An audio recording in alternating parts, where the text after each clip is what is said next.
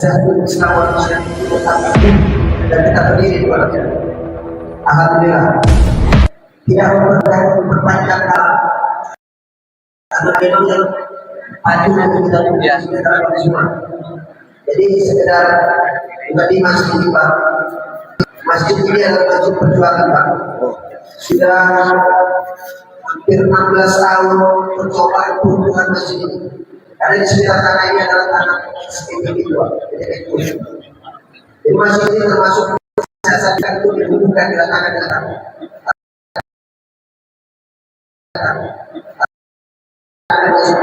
Telah berubah dari ringan dan nyawa hilang untuk mempertahankan Islam berdiri tepat semuanya. Alhamdulillah selamat datang di perjuangan pembudayaan dan ada beberapa tahun lain kota Medan juga mengalami yang sama. Kita advokasi dan perjuangan tentang tegak berdiri di depan semua. Alhamdulillah kita pada malam hari ini memberikan konsultan untuk bagaimana kita bisa mengetahui pola-pola pendangkalan akidah yang dialamatkan kepada kita, yang dialamatkan kepada umat-umat Islam oleh musuh-musuh Islam dan musuh-musuh agama kita. Bagaimana pola-pola yang dilakukan oleh mereka, sehingga dengan demikian kita dapat memitigasi lebih awal, sehingga jangan kristenisasi sejak dini kita sudah mengetahui. Alhamdulillah kita mulai acara ini dengan sama-sama mengharapkan pertolongan Allah hadir di dalam majelis kita pada malam hari ini dengan sama-sama mengucapkan lafaz basmalah. Bismillahirrahmanirrahim. Selanjutnya saya akan serahkan mic kepada Bang Zuma untuk sama-sama kita mendengarkan tausiah-tausiah dari beliau. Pada Bangda kami persilakan dengan segala hormat.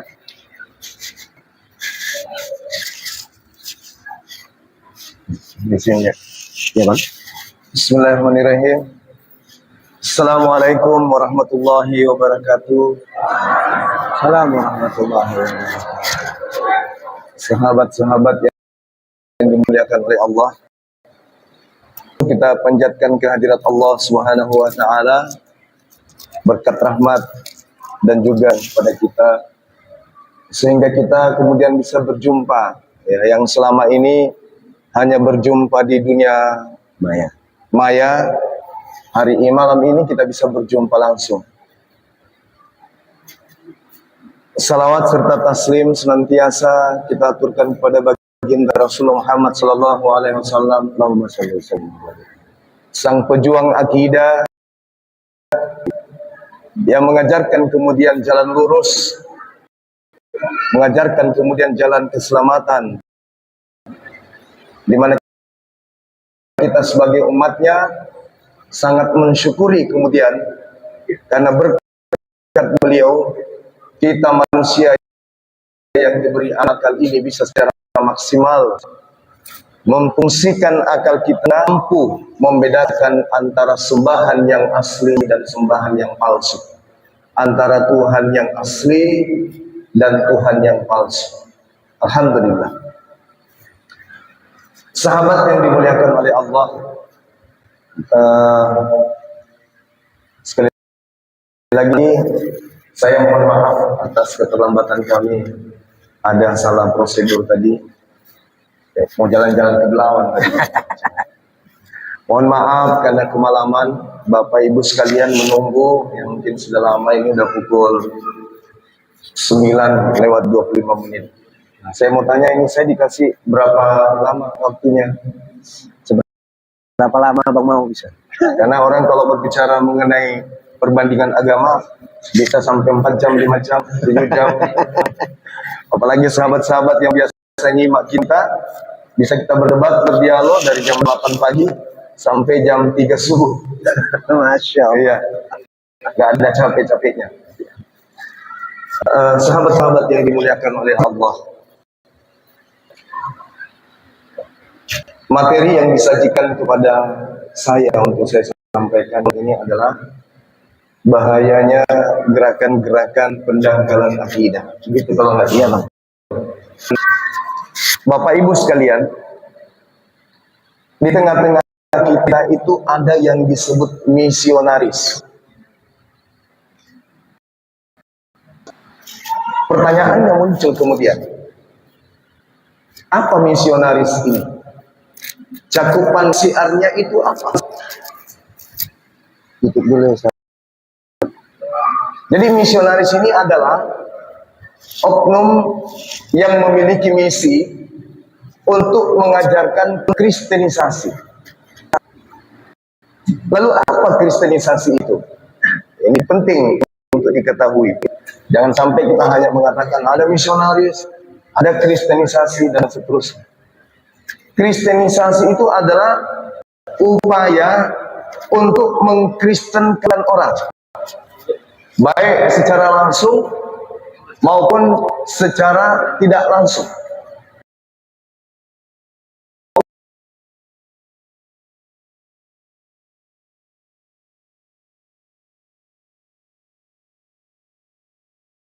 Itu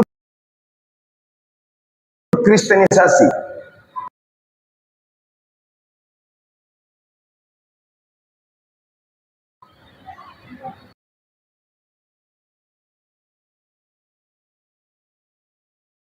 Jadi orang dikristenkan itu tidak secara langsung saja dimurtadkan, tidak.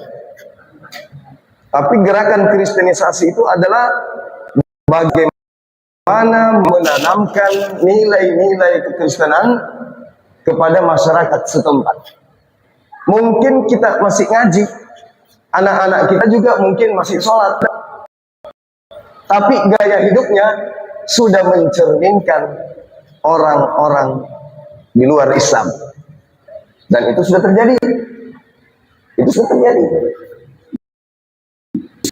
Bahkan beberapa saat yang lalu kami juga hadir di masjid, diinformasikan bahwasanya ada pengurus masjid yang menghadirkan tenaga pengajar untuk TPA, yaitu generasi pemuda-pemuda gereja.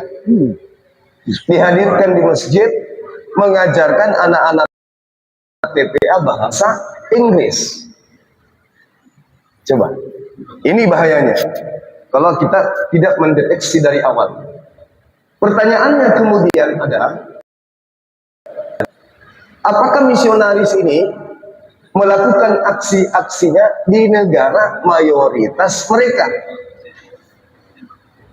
Cek-cek ternyata itu minim. Jadi gerakan kristenisasi atau para misionaris itu bukannya menjamur di negara-negara yang mayoritas mereka, tetapi justru menurut penelitian yang menjadi sasaran empuknya itu adalah negara kita, Indonesia. Ini yang perlu kita sadari. Justru kalau hari ini kita melihat, mohon maaf saya sampaikan di sini, kalau di acara besar di agama mereka, kebanyakan yang ada di negara luar itu hanya tinggal simbol-simbol. Tinggal simbol aja. Simbol salibnya misalnya, simbol pohon Natal misalnya, itu hanya kebanyakan meninggalkan simbol. Tapi mereka lebih cenderung meninggalkan prosesi-prosesi kemudian yang terjadi di internal keagamaan mereka. Anehnya, kita yang ada di Indonesia ini justru menganggap apa yang mereka bawa itu adalah sesuatu yang luar biasa. Tapi itu kita tidak heran, Bapak Ibu sekalian, karena kebanyakan dari kita, kalau yang dikatakan dari luar, selalu pandangan kita, semangat kita itu, euforia kita itu tinggi. Contoh misalnya, sepatu produk Bandung, kulitnya bagus, modelnya bagus, tapi karena dia produk dari Bandung, masih kita pilih barang apa itu? Monja. Karena ada istilah dari luar. Wah, kalau dari luar ini pasti bagus. Sampai kebablasan. Agama dari luar pasti bagus. Agama dari nenek moyang kita yang diajarkan kemudian dari masa perjuangan sebelum Indonesia merdeka, tidak bagus lagi. Yang dari luar ini bagus. Nah, ini yang terjadi sekarang. Sampai hanya dengan Indomie satu bungkus, nilai agama itu tinggi sekali. Sangat bagus sekali. Oh, pokoknya agama ini bagus. Makanya ditukar dengan Indomie pun bisa. Karena pandangan kita, ya, agama ini dari sana. Orang Barat, siapa sih yang tidak suka orang Barat? Lihat orang Barat maksudnya kan ya. Coba aja.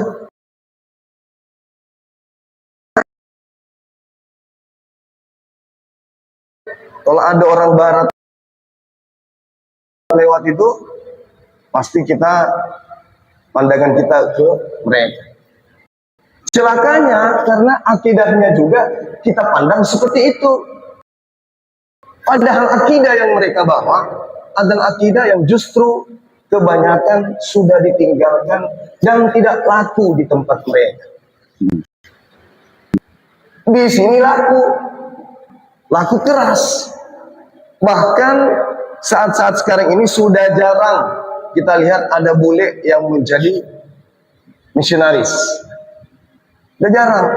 Bahkan yang menjadi misionaris sekarang ini pribumi, bukan cuma pribumi, Dinda. Ada yang baru-baru kita sama-sama ngaji. Murtadin. Sama-sama ngaji kita, sama-sama ke masjid. Tiba-tiba menghilang, entah 2 bulan, 3 bulan. Begitu dia muncul, ya sudah pakai kalungnya udah lain. Salib. Nah, kalung salib. Ini bahaya. Lalu apa yang harus kita lakukan? Seperti itu.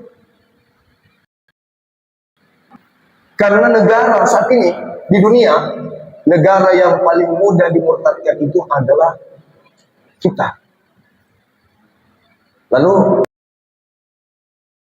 siapa yang akan mengambil misi dakwah ini untuk menjaga akidah anak-anak kita? Karena ini adalah bahaya yang sangat luar biasa. Untuk itu, Bapak Ibu sekalian, kehadiran kami di sini untuk sekedar sebagai tindakan awal untuk kita mengantisipasi adanya gerakan-gerakan yang cenderung bertujuan kepada pendangkalan akidah.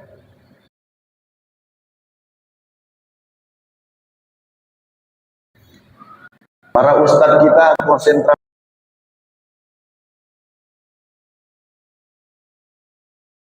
terhadap umat.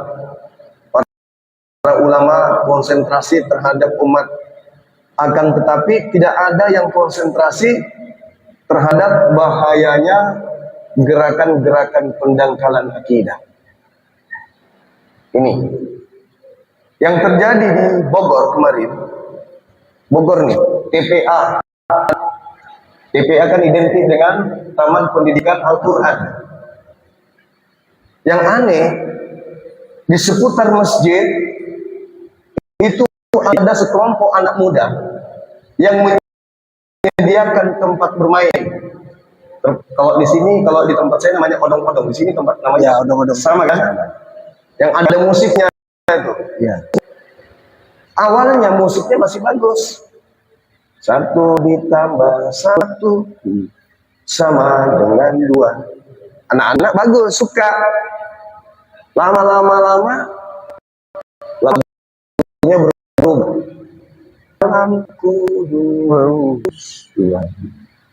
Anak-anak kecil tahu apa yang penting, musik bagus masuk di otak. Ini kalau sudah masuk ke sini sampai di kalbu, tadi lagu 1 tambah 1 itu hilang. Akan berubah. Memang tetap 1 tambah 1. Bahkan ditambah 1 tetap aja 1. Karena sudah terdoktrin. 1 tambah 1 sama dengan 2. Masuk misionaris satu tambah satu lagi tetap satu. Sehingga anak-anak kecil kita itu terbawa sampai ke rumahnya lagu itu masih terngiang, sama seperti kita. Lagu-lagu itu banyak sekali lagu-lagu yang kita hafal, tapi pasti ada lagu masa kecil kita yang sering kita ingat. Coba lagu yang paling kita ingat pasti ada. Nah, ini ditanamkan kepada anak-anak kita. Mereka belajar Al-Quran, ya. Mereka sholat, ya. Mereka ngaji, ya. Mereka ke masjid, ya. Tapi di bedaknya sudah ada lagu-lagu yang justru mengganggu akidahnya. Itu level anak TK. Begitu SMP, beda lagi. SMA, beda lagi. Jadi, mereka itu membagi tugas. Ada yang sasarannya anak kecil, TK, ada yang panen di SD, ada yang panen di SMA, ada yang panen kuliah, ada juga yang panen masa nikah. Jadi memang sudah terus tidak paham. Justru bahkan ada yang jadi imam masjid, ada yang jadi imam masjid, ada yang jadi ustadz, ada yang sekolah jauh sampai ke Mesir, pulang-pulang jadi ulama. Ada. Kami dapat selalu kontroversi setiap dia berceramah. Ternyata dia C6, totalitas Islam, tapi isi dalamnya non Islam. Ada yang kayak gitu ditemukan. Nah, kita ini alhamdulillah dengan adanya debat perbandingan agama, kita kemudian bisa belajar mana Tuhan yang betul. Tuhan kawan ke gereja, Tuhannya juga Allah. Saya juga ke masjid, Tuhan saya juga Allah. Mana yang betul? Sama-sama. Al-Quran disebut juga kitabnya Al-Kitab. Jadi sudah ditanamkan kemudian dalam benak mereka kesamaan-kesamaan seperti itu. Sehingga dengan mudah kemudian anak-anak kita ini Bapak Ibu sekalian. Oleh karena itulah yang pertama yang harus kita lakukan, kalau kita sudah tanamkan kepada mereka bahwa justru di dalam agama mereka mengatakan Tuhan itu satu, tak ada alasan untuk mereka meninggalkan Islam. Hidup kekal itu adalah mereka mengenal Engkau satu-satunya Tuhan yang benar. Yohanes 17 nomor 3. Ditanamkan. Tidak apa-apa. Kalau kita punya TPA, ditanamkan, tulis papan tulis bahwa jadi masjid kita ini harus belajar tentang kristologi para ustadznya, harus, lalu kemudian memberikan kajian-kajian dasar tentang tauhid kepada anak didik kita. Contoh misalnya hari ini kita belajar tentang Nabi. Apakah Yesus itu di dalam Bible disebut Nabi? Disebut Nabi di surah apa? Nomor berapa? Di Bible misalnya di Yohanes 17 nomor 3. Dan Yesus adalah Rasul Allah. Jelas di sana tertulis.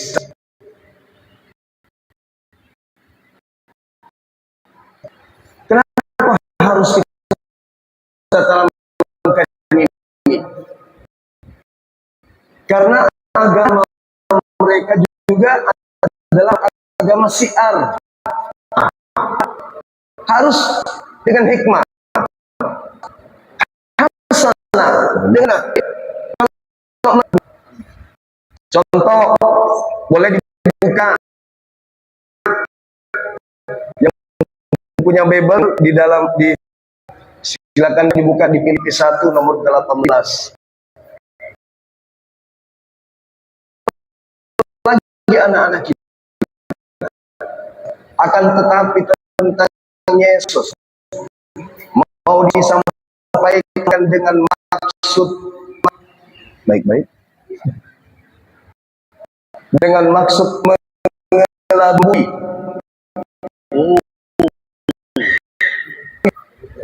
dalam bahasa Yunani, atau dengan maksud yang jujur, aku tetap bersama di Islam. Mana bisa?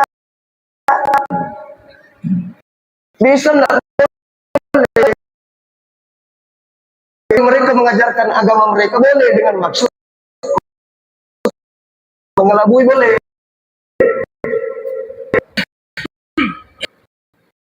Itu tertulis seperti itu ya. Ya. 1 Korintus 9 nomor 20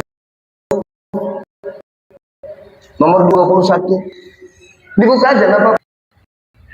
Kepada orang Yahudi aku mengaku Yahudi supaya aku bisa memenangkan. Kepada orang yang taat hukum Taurat, hukum diri tidak hidup di bawah hukum Taurat, supaya aku bisa memenangkan banyak orang. Itu apa maksudnya itu, Dinda? Bunglon. Kepada orang Medan, aku mengaku orang Medan. Kepada orang Makassar, ketemu orang Jawa, ngaku orang Jawa. Itu apa namanya? Munafik. Munafri. Munafri. Munafri. Nah, saya kan berbohong ketika saudara tanya saya, Bang, orang mana? Aku bilang saya orang Batak Karo. Munafri. Iya kan? Iya. Ya. Saya orang Batak Karo. Ya, marga saya Simatupang. Karena sih. Ginting. Bohong enggak saya tuh? Bohong. Iya kan? Bohong kan? Bohong. Nah, ketemu sama orang Cina, Bang, semua orang mana? Saya orang Cina. Keturunan dinasti Qing. Bohong enggak tuh? Bohong. Boleh. Di mereka boleh. Buka kitabnya 1 Korintus 9 nomor 20 sampai nomor 21. Jadi kalau ada agama diajarkan kayak gitu, itu apa namanya? Boleh. Dengan cara mengelabui boleh. Dengan cara berpura-pura boleh. Nah, begitu juga ke Islam. Meskipun aku tidak menyembah Allah, tidak beriman kepada Nabi Muhammad, Rasul Muhammad, tapi boleh aku pakai gelarnya. Disebut Paulus Rasul.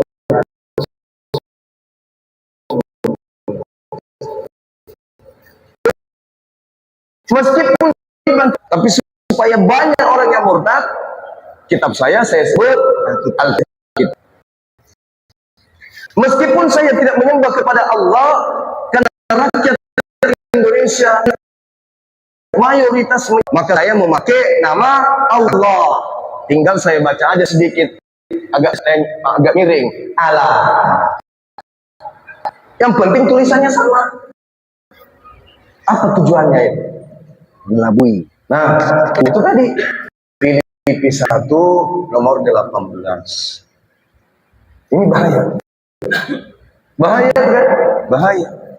Sahabat-sahabat sekalian, dalam konsep akidah, kalau anak kita misalnya ada yang berdosa, misalnya narkoba, masih Islam narkoba, atau dia memiliki satu penyakit yang cenderung melakukan kemaksiatan, tapi tidak murtad. Masih peluang nggak masuk surga menurut Islam. Baik, tapi keluar Islam mati, masih bisa masuk surga? Tidak bisa. Bahaya mana dengan yang tadi? Terakhir, artinya kita harus lebih perhatian kepada anak-anak kita untuk tidak murtad daripada yang lain. Karena kita sebagai orang tua lebih mengutamakan keselamatan akhirat anak daripada keselamatan duniawi. Anehnya, keselamatan duniawi kita lebih perhatikan. Anak sudah mulai kemudian berteman dengan orang-orang yang selalu mengajak mereka kemudian untuk menggunakan istilah-istilah atau simbol-simbol agamanya. Kita tidak larang, kita anggap itu biasa aja. Nanti setelah dia kuat di dogma, di doktrin, baru nyesal. Banyak Bapak Ibu, sahabat-sahabat sekalian yang datang ke kami menangis, datang besarkan dengan susah payah. Saya masukkan ke pesantren, tapi setelah dekat dengan temannya, sekarang nggak mau mendengar, lebih sering dalam kamar, hari Minggu hilang, entah kemana, belakang Bible, belakangan saya tahu kalau dia sudah ikut kebaktian dari pondok loh, Bang. Coba kita mau mengalami hal seperti itu? Nah, tentu kita tidak inginkan itu terjadi. Masjid yang mengundang kami minta kepada pengurus masjid, remaja masjid untuk belajar tentang kristenisasi, belajar tentang apologet, karena itu sangat bahaya, sangat bahaya.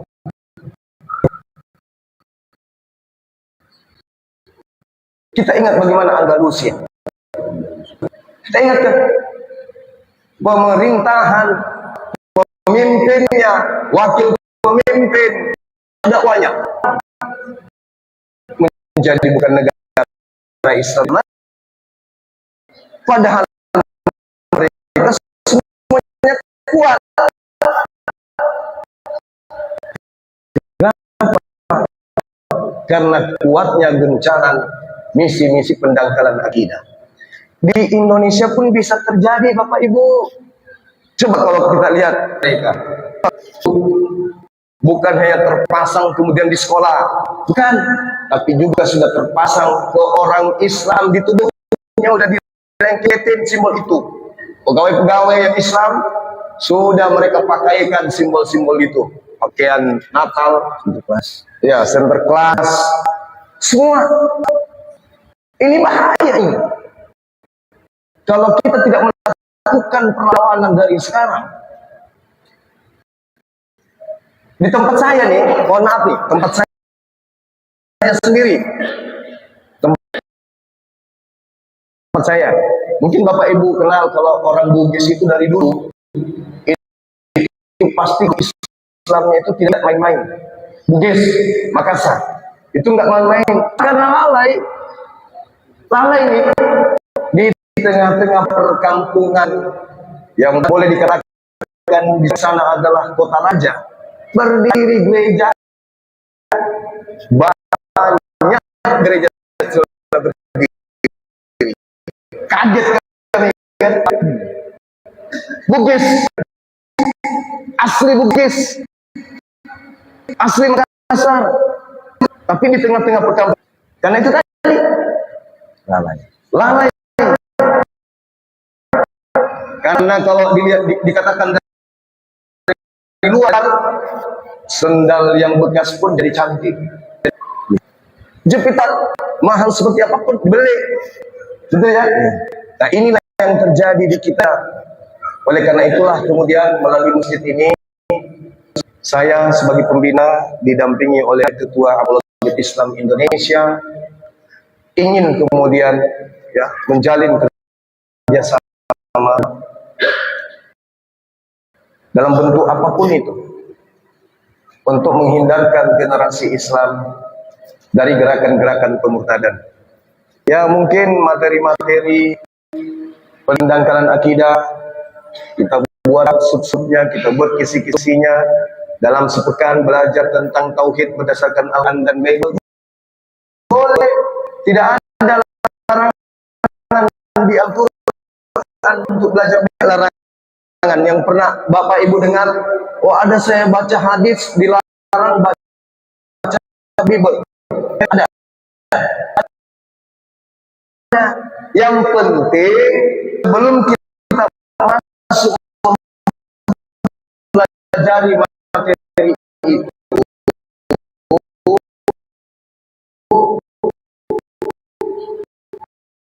yakinkan anak didik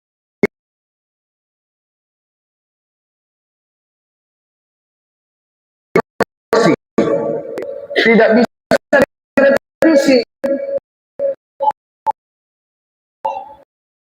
Nah, sedangkan kitab yang akan kita pelajari ini bisa mereka koreksi, bisa mereka revisi, bukan firman Allah. Tuhan itu tidak bisa didengar, tertulis di mana? Yohanes 5 telah yang mereka sebutkan bisa didengar, malah bisa dibunuh. Maaf nih, konon mati. Innalillahi wa inna ilaihi raji'un. Kita turut berduka cita atas meninggalnya Tuhannya saudara-saudara kita. Ada dalilnya. Tuhan yang kita sembah Maha hidup.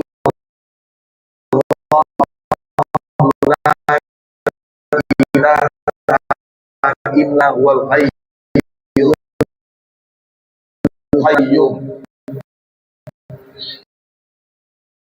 Anak-anakku sekalian, di dalam buku Bible Roma 14 nomor 9, untuk itu kalau begitu dia keluar ketemu dengan misionaris, jadi lawan. Masih kecil umat Islam sudah jadi lawan misionaris. Dikit apa? Roma 14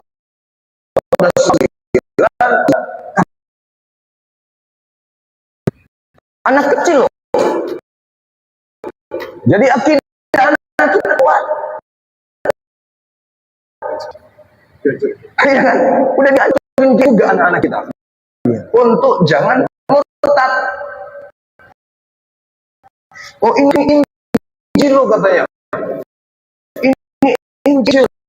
Oh bukan bang.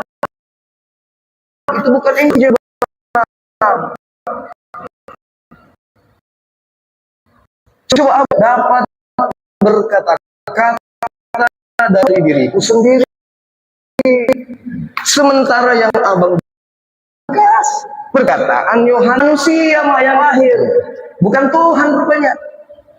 Anak-anak kita itu sudah paham. Jadi ketika kita melakukan kemudian pembekalan materi akidah kepada anak-anak kita, karena musuh kita, maka materi isi Bible mereka yang harus kita tanamkan kepada anak-anak kita. Setuju tidak nih? Ya. Setuju kan? Setuju. Misalnya anak soleh, keren kali. Is be one of him. Jadi anak-anak kita semangat. Ayo belajar tentang Yesus. Belajar. Ada larangan nggak dari ulama untuk belajar itu? Ini dibaca di sini. Ini dibacakan di sini. Saya disuruh perintahkan berbicara kepada orang kafir. Nah, beliau boleh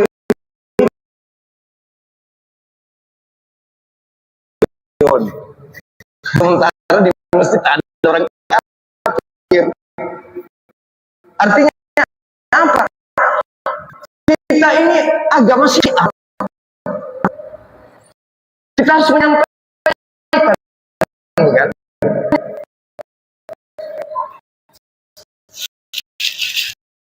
Kita harus menyampaikan. Dan perintah berdebat juga ada. Jadi anak-anak kita didik untuk mempelajari itu. Jangan kosong dari pemahaman itu. Gak apa-apa. Mereka hari ini membahas Al-Ikhlas. Gak apa-apa. Bahas juga materi-materi bahwa di dalam Bible itu Tuhan itu satu. Ajari juga seperti itu. Yesaya 45 nomor 6 misalnya. Akulah Tuhan, tidak ada Tuhan selain daripada aku. Laisa kamitslihi syai', tidak ada yang serupa dengan Allah. 2 Samuel 7 nomor 22 diajarin. Tidak ada Tuhan menjadi manusia. Nah, itu keren itu. Ajarin anak-anak kita. Hanya kalau misionaris datang, Pak, Yesus itu manusia atau bukan? Nah, bingung. Siapa bisa jawab nih? Yesus itu manusia atau bukan? Bisa jawab saya? Manusia. Manusia. Manusia ya? Manusia. Yakin? Yakin. Tapi dia bisa bangkitkan orang mati. Kan manusia tapi tetap. Oh iya ya. Pada saat dia berkata begitu, dengan izin Allah. Nah, kalau anak-anak kita yang ditanya kayak gitu, dia bisa jawab, manusia bang. Yesus itu manusia. Karena tidak ada Tuhan yang bisa membentuk dirinya menjadi manusia. Menurut Al-Quran, tak ada. Gimana menurut Bible? Ada nggak? Ada. Tertulis di mana? Yesaya 43 nomor 10. Ayo. Anak-anak kita diajarin, Yesus itu Tuhan loh. Oh, nggak bisa om. Kok nggak bisa? Ya Yesus lahir kapan? 1 Masehi. Wah, tuh mana Maria dengan Yesus? 2 Maria. Berarti bukan Tuhan. Yesaya 43 nomor 10. Engkaulah saksi-saksiku. Tidak ada Tuhan yang dibentuk. Maria itu Tuhan atau bukan? Hah? Bukan. Kata siapa? Kalau Bible. Makanya musuh mereka yang paling berat bukan Bang Suma, bukan apologet Islam. Musuh mereka yang berat itu adalah Bible itu sendiri. Yesus Tuhan? Oh nggak mungkin. Oh nggak mungkin. Itu kan karena kau Islam. Enggak. Karena saya belajar Bible. Kan keren kalau anak kecil ngomong kayak gitu. Di mana tertulis? Yesaya 43 nomor 10. Engkaulah saksiku. Tidak ada Tuhan yang dibentuk. Nah, sementara di dalam Yohanes 1 nomor 14, Yesus dikatakan Tuhan karena firman dibentuk menjadi daging. Nah, pada mulanya adalah firman. Firman itu bersama-sama dengan Allah. Dan firman itu adalah Allah. Padahal bahasa aslinya bukan Allah. Bahasa aslinya adalah Theos. Ya. Theos dalam bahasa Indonesia dewa. Jadi seharusnya kalau ada jujur, pada mulanya adalah firman. Firman itu bersama-sama dengan dewa. Dan firman itu adalah dewa. Mau menyembah dewa? Mau menyembah dewa? Nggak mau. Mau menyembah dewa? Mau. Sekeren apapun dewa itu. Ya kan ya? Sahabat sekalian. Jadi kita ajarkan kepada anak didik kita kemudian untuk memahami lebih jauh terkait dengan materi-materi perbandingan agama. Kita tidak perlu belajar tentang agama Hindu, nggak perlu. Belajar tentang agama Buddha, nggak perlu. Belajar tentang agama Yahudi juga tidak perlu. Belajar menjadi ateis nggak perlu. Tapi kita penting menanamkan pengajaran, belajar tentang ajaran Kristenisasi. Perlu. Kenapa? Karena Islam dan Kristen dua agama yang sama-sama mencari pengikut. Bedanya kita mencari pengikut dengan cara menyampaikan dengan hikmah. Tidak ada mengelabui, tidak ada berpura-pura. Saya orang Medan, supaya banyak yang ikut, ngaku Medan. Saya orang Jawa, supaya banyak orang ikut, medok ngomongnya. Lah saya orang Jawa kok, laku-laku. Datang ke Medan ini kan saya orang Jawa, supaya banyak orang Jawa yang terpengaruh. Islam tidak begitu. Maka karena kita ajarannya Syiar, mereka juga Syiar, maka kita harus mempelajari senjata mereka. Kita lumpuhkan lawan kita dengan senjata mereka. Tak perlu kita kemudian panjang lebar. Senjata mereka yang kita pakai untuk mematikan bisa mereka. Mereka datang. Nabi Muhammad itu dituduh dengan berbagai macam tuduhan. Banyak sekali. Kalau Bapak Ibu itu sering mengikuti perdebatan, pasti sudah paham itu. Paham betul tuduhan-tuduhan mereka.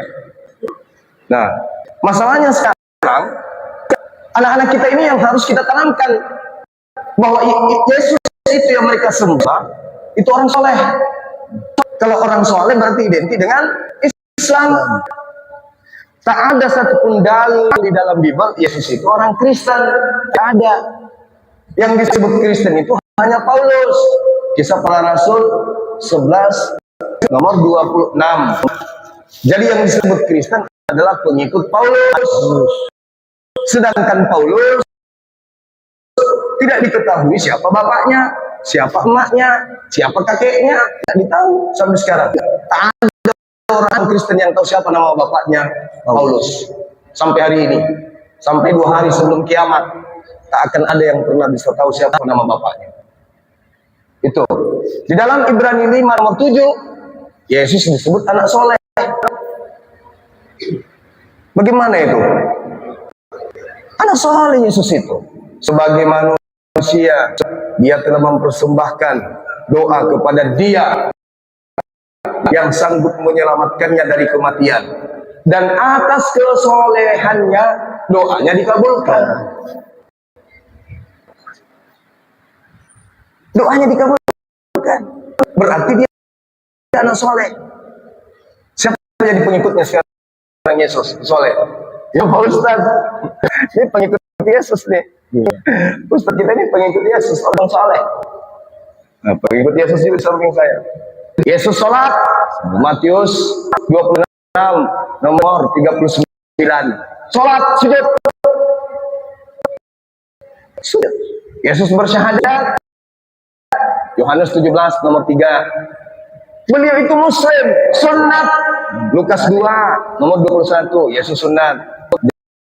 Jadi yang mempraktikkan pula hidup Yesus Islam, bukan mereka. Yesus ke Mikdas. Mikdas itu Baitullah.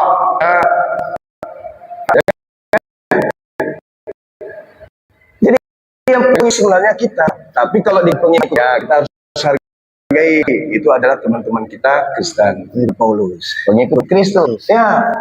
Tetapi di dalam Matius 24 nomor 4 nomor 5, waspadalah kepada penyesat, sebab banyak orang yang akan datang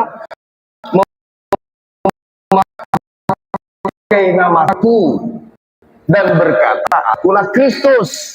Di situ ada penyesat yang datang bergelar Kristus. Hanya orang Kristen. Kristus yang mana yang mereka ikuti? Yesus tidak pernah ke gereja. Yesus tidak makan babi. Yesus tidak menyembah Yesus. Yesus tidak ibadah minggu. Yesus bersunat. Gimana dong? Jadi Kristus yang mana ini? Tak ada satu pendebat Kristen yang bisa memberikan jawaban yang tepat. Ada. Sampai ular punya sayap, punya ketek, dia bisa menemukan jawaban. 5 menit lagi diskusi kita ya Pak. Ya, Dialog nanti 5 menit. kira begitu, sahabat-sahabat sekalian. Jadi ini sangat penting sekali. Cakupan muatan kehadiran kami di sini. Tentang apologet, tentu sahabat-sahabat, Bapak Ibu sekalian saya hormati sudah sering dengar, sudah biasanya. Lalu apa? Kami mau masjid ini ada pembelajaran kristologi. Mau kami. Ingin kami. Simple kok itu, sederhana itu. Misalnya ada apakah itu bahaya anak-anak kita kalau tidak dibekali? Sangat bahaya. Sangat bahaya. Saya punya staf ahli ibadah. Ada saya ahli ibadah. Jarang bicara.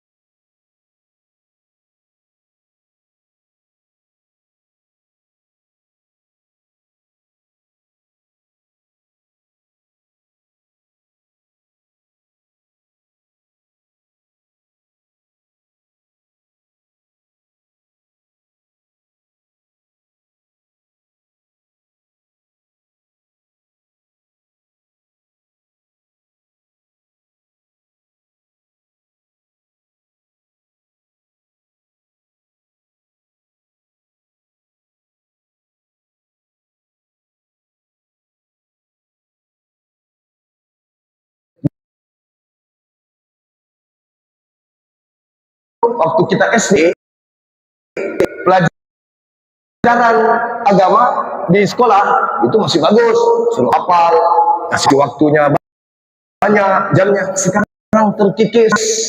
Apakah itu terjadi dengan sendirinya? Belum tentu. Jangan-jangan misi mereka berhasil. Nah, itu dia. Ya kan? Jangan-jangan misi mereka berhasil masuk di pemerintahan. Ini jangan-jangan, bukan menuduh. Masuk di pendidikan, masuk di ekonomi, masuk di politik, masuk di kesehatan. Jangan-jangan. Kita cuma curiga aja. Tapi sebagai Islam, Muslim, kita harus dari sekarang membentengi anak-anak kita. Saya kira begitu Bapak Ibu sekalian.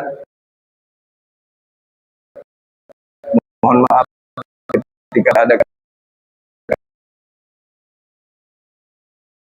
kata-kata yang kurang berkenan.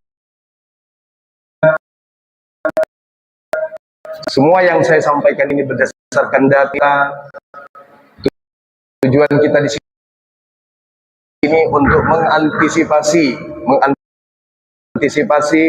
bagaimana kemudian anak-anak kita ini supaya bisa mengenal lebih jauh agama di luar Islam yang memiliki misi memurtadkan anak-anak Islam. Saya kira Ternyata aja gue tengok dari tadi ya kan. Ya alhamdulillah. Karena memang waktu kita batasi ya, hanya 3 penanya. Ya Bang ya, izin Bang. insya Allah. Hanya 3 penanya. Silakan, siapa yang mau bertanya di awal? Bapak. Kemudian satu lagi, Bang Bau. Ada lagi dari ibu-ibu yang mau bertanya? Kita kasih session ibu-ibu. Ayo satu lagi kesempatan.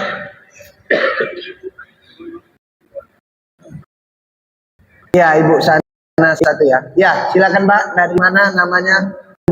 Apa yang ditanyakan? Waalaikumsalam warahmatullahi wabarakatuh.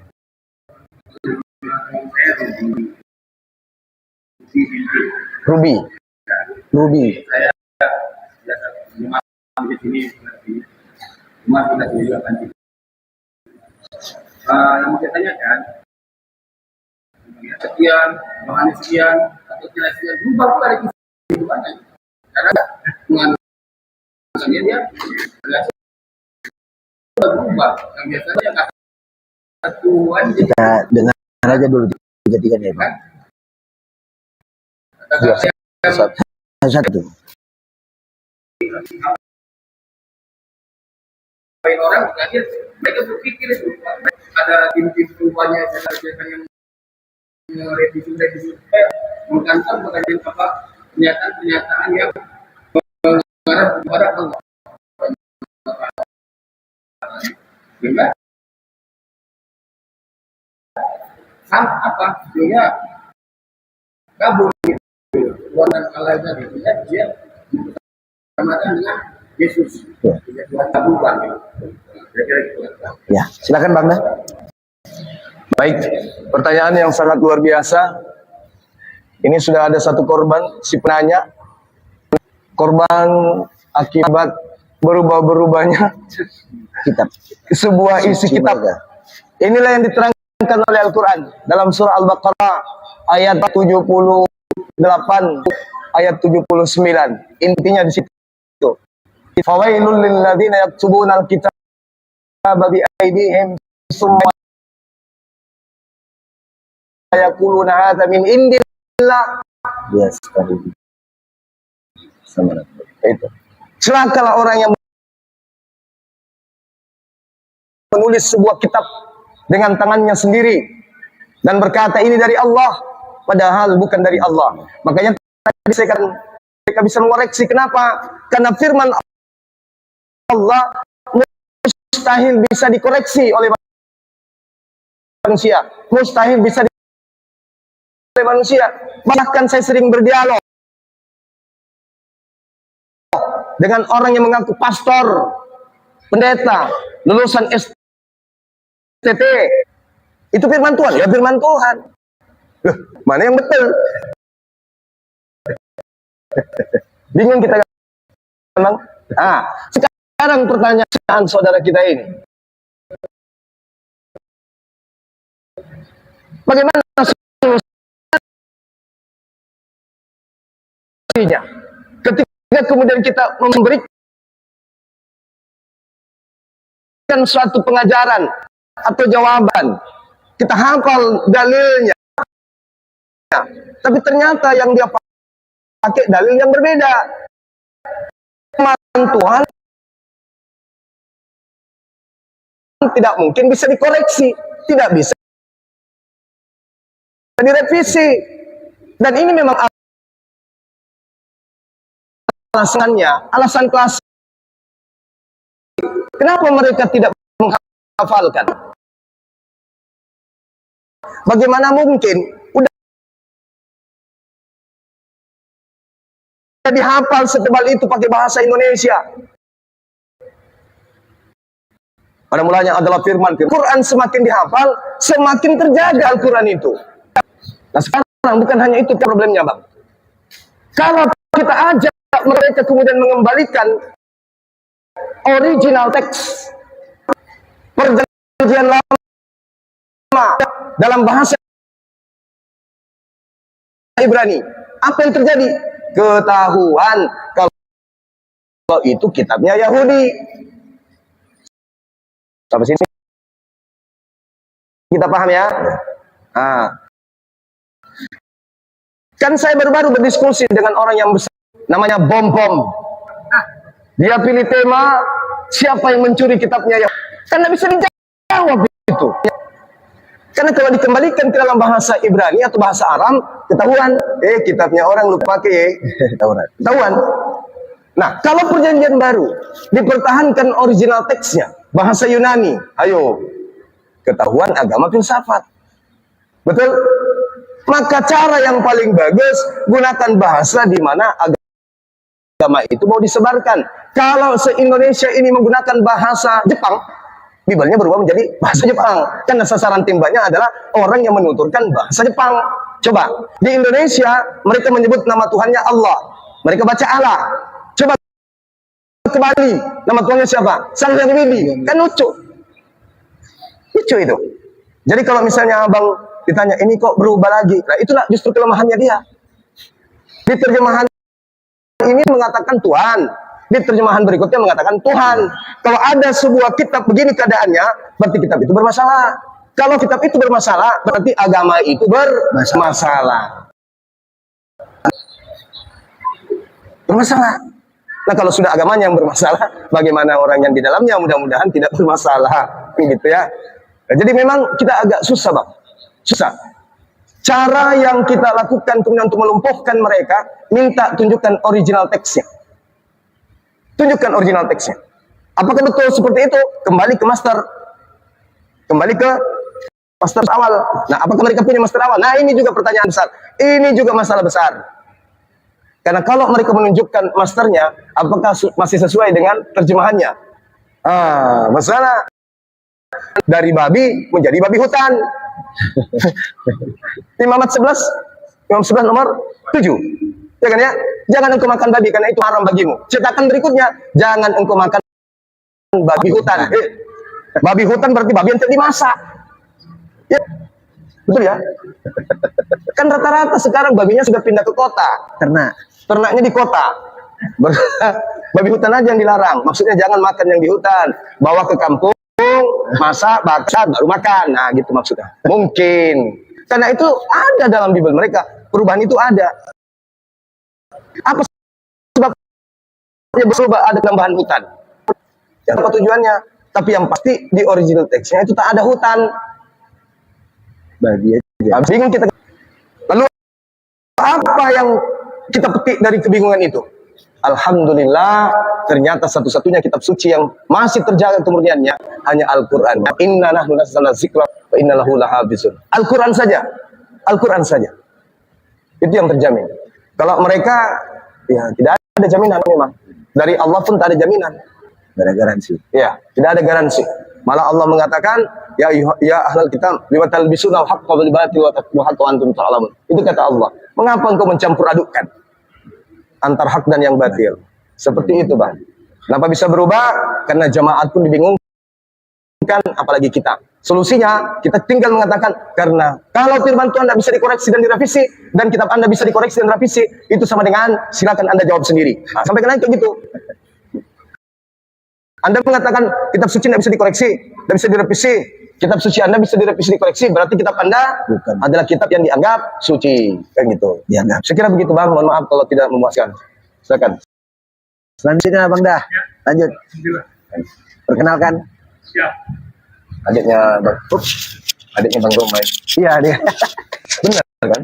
Kamera, tantapnya. Kamera sekali-kali. Assalamualaikum warahmatullahi wabarakatuh. Waalaikumsalam. Ya, buat teman-teman semuanya, jangan lupa di subscribe di channel Panglima Apologet Islam ya, karena ini juga di live-kan di channel Panglima Apologet Islam ya, yang 1,7 kan di subscribe karena pergerakan-pergerakan dan kegiatan-kegiatan Gurunda Jumat selama Medan akan disiarkan di channel YouTube Panglima Apologet Islam ya. Silahkan di subscribe biar tidak ketinggalan. Dan pada kesempatan kali ini saya mengajak dan dari pemahaman saya tentang makna pemutaan. Saya memahami pemutaan sebagai upaya atau ikhtiar seseorang dan atau garis miring kelompok orang yang beragama non-Islam untuk mengajak orang dan garis miring atau kelompok orang yang beragama Islam keluar dari Islam dan mengganti agamanya sesuai dengan agama orang dan agama orang yang mengajak tadinya. Dalam diskusi harmoni kehidupan antar umat berbeda agama itu jelas-jelas ada hukum yang melarang menyebarkan agama yang berbeda kepada umat yang sudah beragama. Tapi dialektika ini menjadi menarik dan saya mohon bagaimana pandangan Ustaz Bima.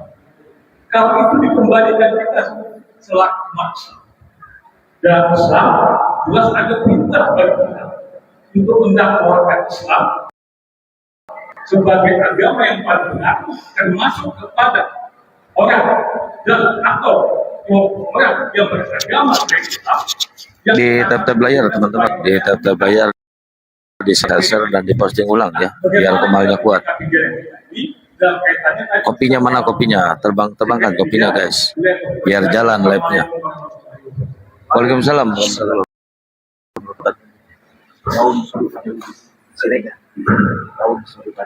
Baik, terima kasih Bang. Bang sorry pada Sregar ya. Bang Sregar ya Bang ya. Masya Allah. Subhanallah. Jadi ini pertanyaan sangat menarik. Kalau saya ditanya, jawaban saya inna dina indallahi Islam. Ya. Boleh Anda menyebarkan agama, boleh Anda punya misi memurtadkan orang, boleh. Karena memang kebenaran harus punya musuh. Ada perintah Bang dalam kitab mereka. Markus 16 nomor 16. Beritakanlah Injil kepada seluruh umat manusia. Barang siapa yang percaya baptis, yang tidak percaya akan dihukum. Ada perintahnya. Matius 28 nomor 19. Pergilah ke seluruh dunia, jadikanlah seluruh bangsa menjadi muridku. Ada perintahnya, ada. Tapi baginda Rasulullah Muhammad SAW dalam Al-Quran surah An-Nahl ayat 44 juga diutus untuk kepada seluruh umat manusia. Ayo, kita saling bertahan nih sekarang nih. Anda disuruh untuk memurtadkan orang, kami disuruh untuk mengislamkan orang. Kan gitu kaidahnya. Benar ya? Nah, sekarang yang mana yang ingin kita loloskan? Karena Islam ini rahmat. Kita ingin membiarkan orang memurtadkan orang, enggak boleh. Justru orang yang memurtadkan, pelaku pemurtadan, kalau perlu menjadi Islam. Kan gitu. Dengan cara apa? Kita suruh dengan cara yang baik. Kan perintahnya. Kita ajak mereka berdiskusi. Saya di acara besar kemarin di Jakarta, saya suruhkan, ayo pendeta-pendeta, mari kita duduk bersama. Kita berdialog, kita berdiskusi. Saya undang kalian semua, Pak Pendeta. Di sini juga boleh. Pak Pendeta, mari kita diskusi baik-baik. Ajarkan di mana keselamatan itu sebenarnya. Di Islam atau di Kristen? Ya, buat kan begitu polanya. di channel Mereka diperintahkan mengkristenkan orang, kita diperintahkan untuk menyampaikan keselamatan. Medan. Di dalam Al-Quran surah Al-Ma'idah, ajarkan ya ahlal kitab, qad ja'akum rasuluna yubayyinu lakum. Coba. Ahli kitab aja Bang, ahli kitab nih, bukan ahli kitab. Ahli kitab, kaumnya Nabi Musa. Yang beruntun kitab diberikan kepada mereka, beruntun Nabi diutus kepada mereka, diminta oleh Allah untuk ikut kepada Nabi Muhammad. Apatah lagi orang-orang zalim di antara mereka. Illalladzina zalamu minhum. Di antara orang-orang ahli kitab ada orang-orang zalim di dalamnya Bang. Orang zalim itu yang sudah tahu Tuhan itu tidak mati, tapi beriman kepada makhluk yang pernah mati. Yang sudah tahu bahwa Tuhan itu satu, tetapi mengatakan bahwa Tuhan itu bisa menjadi tiga pribadi. Zalim. Ya, zalim. Yesus sendiri menyeru, Shema Israel, Adonai Eloheinu, Adonai Ahad. Lukas 12 nomor 29. Markus, ya betul. Coba. Parah itu kan. Bagaimana seorang pendakwah dikatakan kul huwallahu ahad. Habis itu dia ceramah, Tuhan itu, Allah itu tiga pribadi. Kan konyol. Konyol. Yesus mengatakan Yohanes 17:3, hidup kekal itu, masuk surga itu adalah engkau bisa dapatkan apabila satu, mengenal Dia yang mengutus aku, satu-satunya Tuhan, dan mengenal aku sebagai utusan Tuhan. La ilaha illa huwa wa ana rasulullah. Itu konsep, Bang. Paham tidak kita di luar Islam itu sesat? Paham tidak kita, Bang? Paham. Di luar Islam itu tak ada keselamatan. Paham kan? Jangan Medan kasih ruang Majid dakwah Mualaf, kepada mereka. Medan Majid Mualaf. Wajib. Kan perintah Allah. Innal ladina amanu yukatiluna fi sabilillah wal ladina kafaru yukatiluna fi sabilit taghut faqatilu awliya asyaitan. Kan kita diperintahkan perangi saudara-saudara setan, Bang. Siapa saudara setan menurut Al-Quran? Orang-orang kafir kan? Inna kaidah syaitan kana daif. Penyesatan yang dilakukan iblis itu lemah. Lemah sekali. Iblis itu lemah. Sekali lagi saya katakan di sini. Iblis dalam menyesatkan manusia itu sangat lemah. Lemah sekali. Yang membuatnya kuat saudara-saudaranya, Bang. Paham ya? Iblis itu cuma membisikkan, kamu jangan pergi sholat. Tapi yang membuatnya kuat saudaranya. Siapa saudaranya? Jasad ini. Hah? Iya. Ini kalbu ini kan bersih tuh. Salah satu cahaya yang Allah titipkan pada diri kita manusia, hati. Di mana ya? Gak boleh bohong hati itu. Tapi kemudian kenapa dia bisa jatuh ke dalam kemaksiatan? Karena dia membantu saudaranya, iblis. Begitu juga orang kafir. Al-Quran surah Shad jelas, iblis itu golongan dari yang kafir. Kita diperintahkan untuk memerangi itu. Jadi jangan dikasih ruang. Maksudnya gimana jangan dikasih ruang? Bukan kita perangi mereka, enggak. Jangan dikasih ruang itu artinya, Bang, ini yang sedang kita lakukan sekarang. Menanamkan akidah supaya kuat dan menghindarkan anak-anak kita dari pendangkalan akidah. Itu adalah cara kita berperang. Jadi bukan angkat senjata, enggak. Yang kami lakukan berdialog. Kenapa kami kadang tegas, keras? Karena Al-Quran memiliki kaidah itu. Al-Quran mengatakan jangan engkau berdebat dengan ahli kitab kecuali dengan baik, kecuali terhadap orang-orang zalim di antara mereka. Siapa yang zalim? Yang menghina Allah, yang menghina Rasulullah, itu zalim. Kita harus tegas, kita harus keras pada mereka. Supaya menjadi pelajaran bagi yang lain untuk tidak menghina, tidak menista. Jadi kalau saudara kita mengatakan, ya kita kan dilarang, kemudian bagaimana kalau kita juga mengajak mereka menjadi Islam? Mereka juga mengajak kita menjadi Kristen. Kita berada di mana? Ya, buat teman-teman TikTok semuanya ya. Lakum dinukum waliyadin. Ya. Itu betul. Kalau itu ingin betul, Bang. mengikuti Lakum dinukum waliyadin. Agamamu, agamaku, agama. Itu betul memang. Channel Tapi jangan coba-coba kau mengajak anak-anak kami untuk ikut ke agamamu. Insya Allah akan. Kalau mereka menyampaikan pola agamanya jujur, tak masalah. Tak masalah, Bang. Kalaupun juga Al-Quran mengatakan agama mereka benar, tak masalah. Bagus. Masalahnya kata Al-Quran, innal ladzina kafaru min ahlil kitabi wal musyrikina fi nari jahannam ulaika hum syarrul bariyah. Mereka adalah seburuk-buruknya makhluk. Abang, kalau iblis, Bang, ketika kemudian ditanya oleh Allah, apa yang menyebabkan engkau ingkar tidak mau sujud kepada Nabi Adam? Apa kata iblis?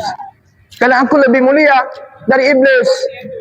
Ya, aku dari tanah, dia hanya dari ini, aku dari api, dia dari tanah.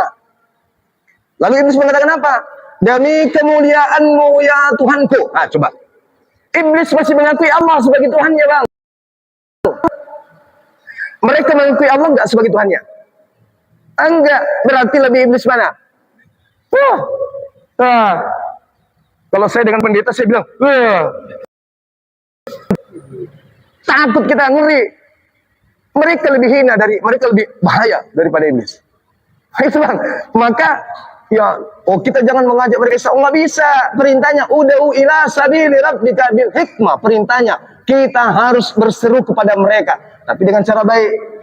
Kapan kesempatan itu muncul untuk berseru kepada mereka? Alhamdulillah, sekarang sudah ada TikTok, ada dan media sosial. Di sanalah saatnya kita berseru.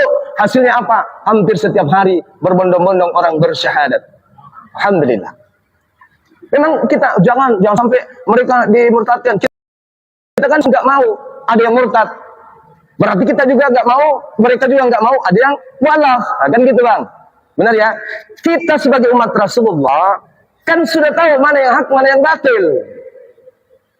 Maka jangan disangka Bang Suma dan tim tampil sebagai pendebat itu karena dasar kebencian. Enggak. Karena sayang bang. Sayang kami kepada mereka. Sayang bang. Apa kita tega? Hidup bertanah air. Satu tumpah darah kita, satu bahasa kita, ya, mati hidup kita di tanah yang sama, tapi kita biarkan mereka masuk ke neraka.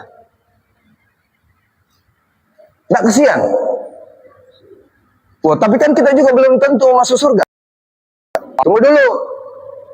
Kalau kita yakin Allah satu-satunya Tuhan dan Nabi Muhammad adalah Rasul Tuhan, janji Allah tak ada yang ingkar.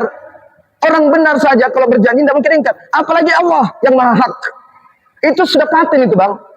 Barang siapa yang berkata bahwa Allah adalah Tuhannya, lalu istiqomah dengan itu, mati surga. Nah, kita jangan serakah. Ada kesempatan kita menyampaikan kebenaran, sampaikan. Meskipun dengan cara tegas, keras, dan seterusnya. Jadi jangan dipasang, mereka ini kan, kita kan tidak mau dimurtadkan. Berarti mereka juga nggak mau dimualafkan. Dengan kata lain, kita membiarkan mereka kemudian jatuh dalam jurang neraka. Tentu kita nggak mau. Nih, kakak saya, orang Kristen aktivis gereja, kakak angkat saya, nelpon. Nanti dulu bang ya. Kita saudara angkat, tapi Anda beda akidah. Sekarang saya bersama-sama dengan saudara saya. Mungkin nonton dia. Jadi gitu bang. Ya, ada lagi? Oke, makasih. Jadi tetap semangat dakwah kita ya bang ya. Ya. Ya. Yang terakhir, Bapak, Ibu. Yang terakhir. Silakan Bu,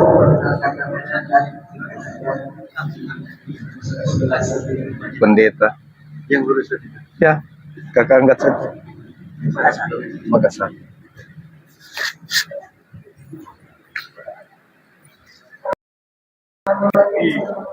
Gimana, masih aman tadi? Masih aman? Aman. Kalau tidak aman tepuk ini ya.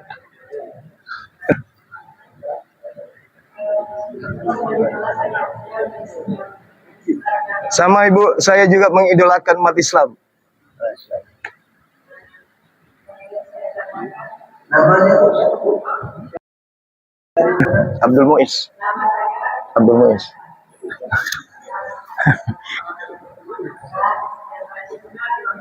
Masya Allah. Ya, lanjut. Saya sekarang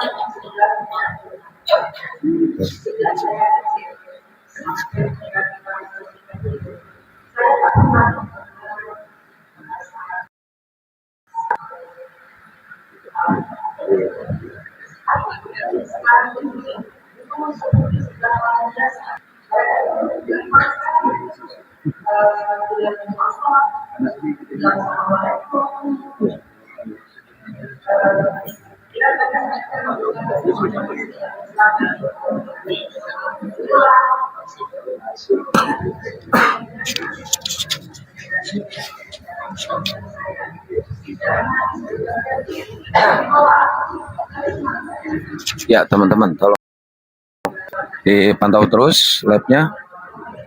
Kita jauh banget. Tunggu ya kawan-kawan.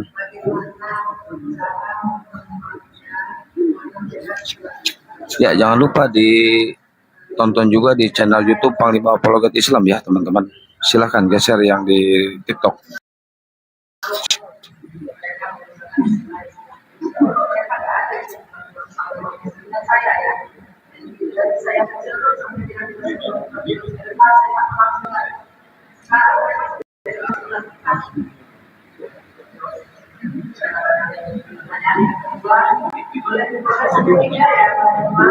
Bang, 3 pertanyaan boleh bang? Satu aja sih nggak tahu apa dia tanya. Apalagi 3 Oh, Bagaimana cara menghilangkan dosa kesalahan?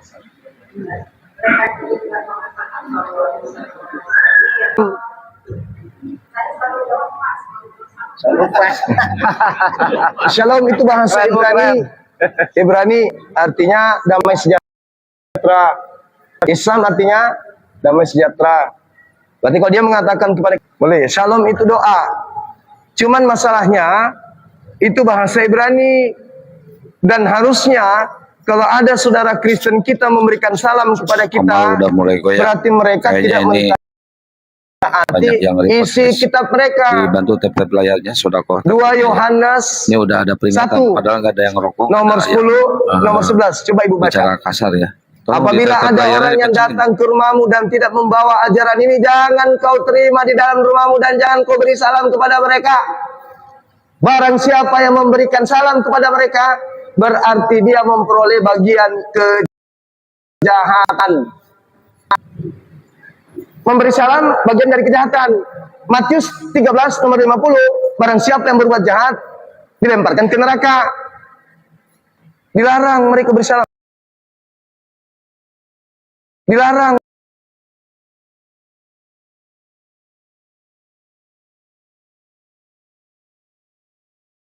Betul ya?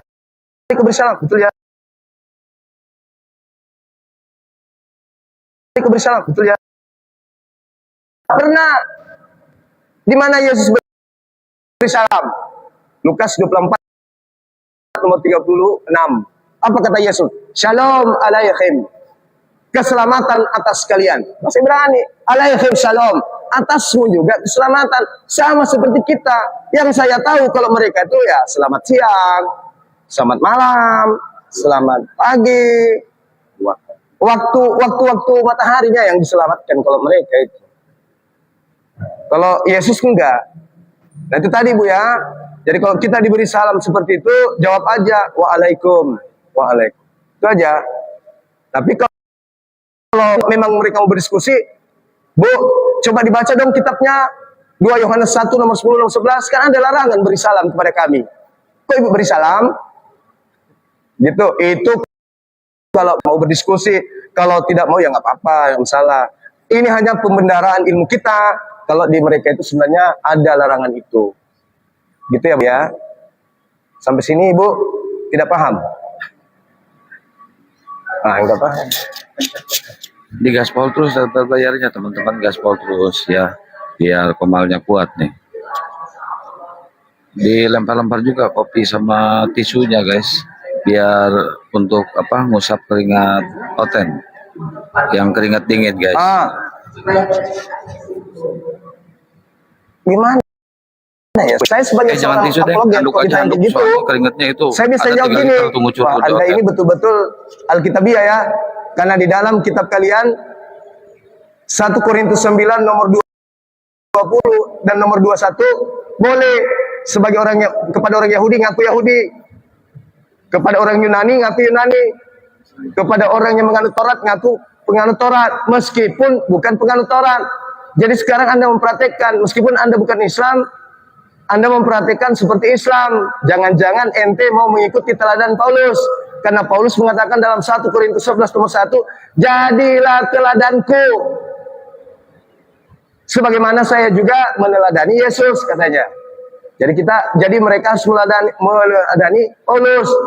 Mengaku seperti apa di situ, mengaku di situ. Di sini mengaku di sini. 1 Korintus 9 nomor 20 sampai 21. Tersinggung,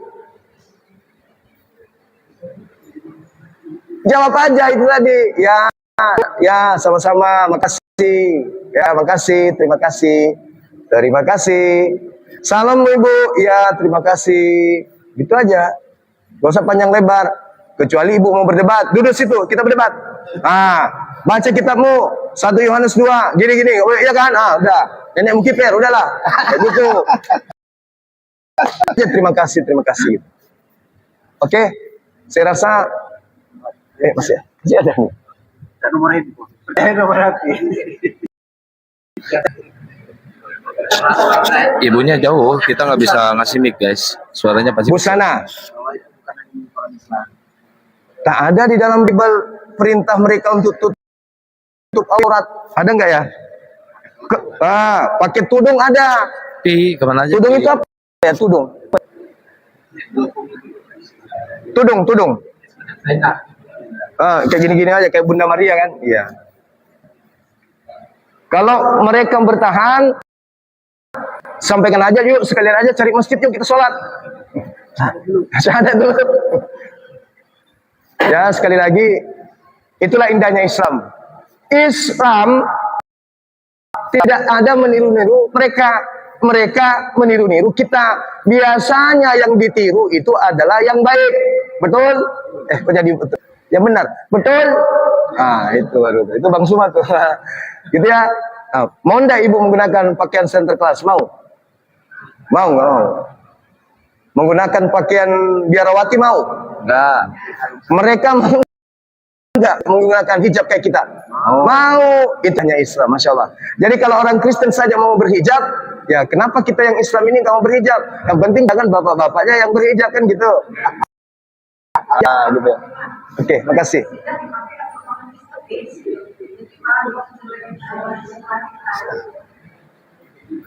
Mungkin itu lebih kepada materinya materi supaya bisnisnya lancar. Dia Kristen, minta di jalan menggunakan jilbab gitu maksudnya. Oh ya itu bisnis itu bisnis. Nah, ya, itu cuan.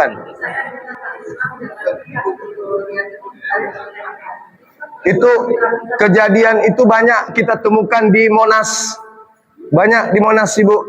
Jualan menggunakan hijab supaya dianggap muslimah, supaya banyak yang beli. Karena yang berkunjung di sana banyak muslim,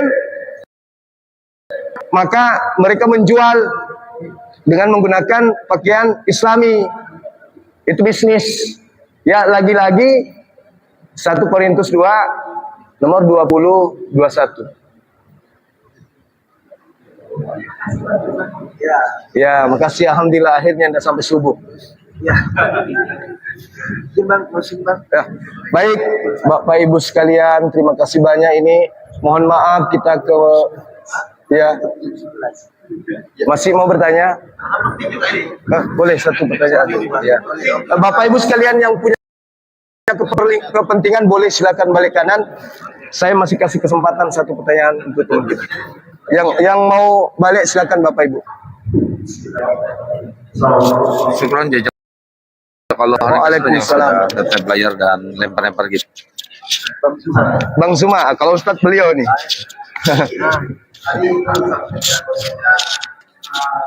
Isi dari apa Bang Juma dan tim adalah agar masjid-masjid itu mempelajari kristologi dan perbandingan Islam. Udah, intinya apa tidak lanjutan nanti ke depan. Kalau bisa kita dari aliansi, ada beberapa aliansi ini berkelanjutan. Karena apa? Pak Tarumuji itu sering tuh kemana-mana daerah, ke daerah-daerah pinggiran pendangkal Islam. Itu sering kerap terjadi Pak ya, Pak Tarumuji ya, di daerah apa namanya Kutalim Baru. Jadi kalau bisa, minoritas itu kalau bisa ada tidak lanjut follow up yang akan dibuat kan, di antara boleh gapai juga boleh, ya kan, aliansi boleh. Jadi apa program yang untuk di Sumatera Utara ini untuk kita lakukan? Itu mungkin yang akan kita lanjutkan. Jadi ini karena paling urgent kan gitu kan. Saya bersyukur kali Bang Juma ini ada salah satu tokoh yang berani menyatakan kebenaran itu PS Kristenisasi. Ini salah satu contohnya. Saya sebenarnya belum kenal Bang Juma ini, cuma tadi ada istri saya bilang, ini Bang Juma, oh iya, makanya saya datang. Mudah-mudahan berkah. Alhamdulillah. Bila taufiq wal hidayah. Assalamualaikum warahmatullahi wabarakatuh. Waalaikumsalam warahmatullahi wabarakatuh. Jadi memang pertanyaan ini menarik ya, bagus. Ya, karena Bang Apid. tujuan diadakannya kegiatan ini solusi yang kita cari kan. Jadi kalau ada yang ingin melakukan itu silakan aja, Bang. Silakan. Kami di masjid ini bersedia. Berarti kami tinggal mengirim kurikulum. Kurikulumnya pun nggak usah terlalu kita formal kali. Misalnya hari ini belajar tentang apa? Kami suntik dengan materi-materinya. Oh, ini yang dibahas. Anak-anak suruh bawa buku, suruh mencatat. Hari Selasa ini materinya. Hari Rabu ini materinya terkait dengan kitab suci. Masih pantaskah di luar Al-Quran disebut kitab suci? Tidak pantas. Menurut Al-Quran, dalilnya ini. Menurut Bible, dalilnya mana? Kita kasih pembekalan-pembekalan seperti itu. Nah, setelah kemudian berjalan, kan kisi-kisinya sudah ada tuh. Itu bisa dibuat buku seperti Iqra. Iqra 1. Kalau kita sudah anggap ini kurikulumnya udah bagus, dibuatkanlah buku. Kalau dari kami nanti yang buat, ya nanti keluar biaya lagi bang. Ongkos kirim, segala macam. Nah kalau sudah ada materi, saya sendiri bisa memberikan materi. Misalnya ada sahabat kita di sini yang mau menjalankan, saya kasih materi. Banyak siswa kita jarak jauh, banyak siswa saya jarak jauh. Anak SMP tak ajarin, anak SMA tak ajarin, banyak. Sederhana itu bang, sederhana. Macam yang saya sampaikan tadi, 1 Korintus 9, 20, 21. Masuk, keluar lagi. Tapi kalau kita pelajari secara kurikulum, itu bekas. Macam ibu yang di sana tadi bertanya. Suaranya jelas. Cuman ini, saya lihatnya, tolong ya, di-speed dong, ya. takutnya rusak Paham nggak suaranya dia? nih. Paham nggak bu? Mendengar aja kagak? Coba lah. Paham nggak bu? Ah ya paham katanya. Gitu. Jadi tinggal kita Jelas ya, bukukan karena pakai anak-anak pi kita yang mengaruhi. hari ini belajar di masjid, Ini. materinya tentang tauhid dari Al-Quran. Kalau di Al-Quran Untung kan sih, anak udah paham, tiada Tuhan selain Allah. Betul. Tiada Tuhan selain Allah, hanya Allah satu-satunya Tuhan, tak ada yang lain. Tapi itu buktinya yang lulusan pesantren banyak yang murtad. Kenapa? Karena setelah kemudian mereka keluar, ada trik, ada metode yang terencana, terstruktur dan masif yang mereka lakukan. Tapi kalau anak-anak sudah dibekali dari awal, insya Allah aman. Kecuali benar-benar dia tergiur dengan materi, tergiur dengan perempuan. Tapi kalau masalah kebenaran, tidak bisa lagi. Karena kita sudah berikan senjata, bisa mereka sudah ada. Nah kami dari masjid ini bang, minta hari ini materinya. Kan tidak mungkin tiap hari bang. Paling juga 5 hari, 3 hari, itu aja diputar-putar besok. Ahad depan itu lagi, ahad depan itu lagi. Semakin bertambah, semakin bertambah. Anak-anak semakin paham, kita semua bisa jadi guru. Tidak apa-apa kita pelajari itu. Karena Al-Quran juga menyinggung kitab mereka. Al-Quran menyinggung kitab mereka. Tidak apa-apa kita bahas itu, tidak masalah. Karena itulah yang bagaimana ceritanya seorang dokter bisa mengetahui cara mengobati sebuah penyakit. Karena dokternya mengambil virusnya, mengambil kumannya, dikaji itu virus, bakterinya diteliti seteliti mungkin sampai mereka tidak tidur bertahun berpuluh tahun. Apa yang dia uli kuman, sehingga mereka tahu cara melumpuhkan kuman tersebut. Lahirlah obat. Begitu juga ini, jangan alergi. Saya pernah diusir bang di masjid. Dicari Edis, ada di sini. Gara-gara umat Islam itu sangat-sangat awam. Diusir saya. Ada di sini, jadi kemana? Di kampung halaman saya sendiri. Gara-gara apa? Saya mensyahadatkan seorang polisi. Diusir saya. Di gereja, Imamnya langsung yang ngusir. carinya ke sini. Saking tabunya. Gara-gara apa? Gara-gara saya mensyahadatkan tidak ada Tuhan selain Allah. Nabi Muhammad adalah utusannya. Yesus hanya utusan Allah. Marah dia. Ini masjid, jangan kusebut nama Yesus di sini. Wah, bahaya ini. Artinya kita masih sangat-sangat tabu. Terpaksa yang syahadat tadi diulang sama Pak Imam. Saya pro kontra. Ada yang membela saya, ada yang marah. Ini masjid Pak, jangan sebut-sebut nama Tuhannya orang Kristen di sini, nggak boleh. Lah kita menyebutnya itu bukan berarti kita menyembahnya. Seibarat sampah kita sebut di sini nggak apa-apa. Untuk mengetahui bahwa sampah itu bau, busuk, kumannya banyak, nggak masalah. Karena pelajaran. Makanya perintah pertama Iqra, baca. Artinya apa? Pelajari, teladani. Pelajari, kaji, itu perintahnya tuh. Jadi boleh bang, boleh. Nomor kontak kami ada di guru-guru kita yang ada di sini. Kami dari Apologet Islam Indonesia sangat mengharapkan materi ini dipelajari untuk anak-anak kita. Sangat kami harapkan. Dan kami menunggu informasi positif itu terjadi. Di masjid ini sudah ada kajian-kajian kristologi, Islamologi dan kristologi disandingkan. Kita ajarkan anak-anak ayat-ayat tentang Tuhan itu satu di Al-Quran versus ayat-ayat Tuhan itu satu di Bible. Tak apa-apa. Kita tanamkan perintah puasa di dalam Al-Quran, di dalam Biblenya kita ajarkan ada perintah puasa.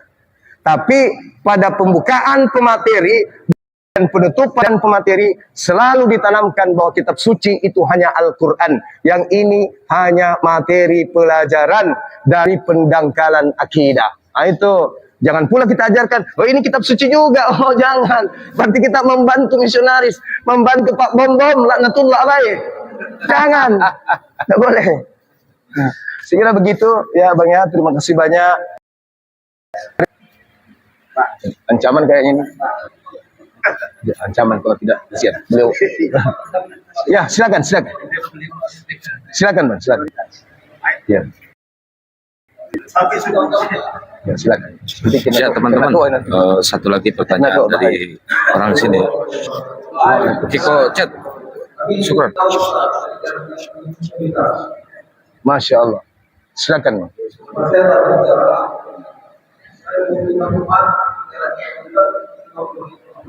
Subhanallah. Saya dapetin dulu orangnya ya.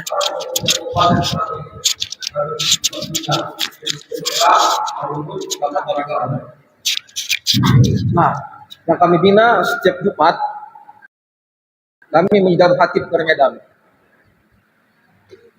Setiap Jumat itu. Besok kami 10 khatib yang kami bawa dari Medan. Dan setiap hari Selasa sama Sabtu kami bawa guru mengaji untuk mengajar 5 masjid di Kabupaten Serdang.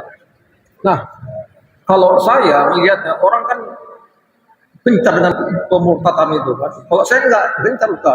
10 pendeta, saya 1, saya enggak takut. Mantap. Yang saya sedih sini, kemana para dai yang ada di Sumatera Utara ini? Karena setelah saya tinjau di daerah-daerah minoritas itu, dai itu nggak pernah turun. Bahkan ada masjid-masjid yang 5 tahun tidak pernah ada sholat Jumat.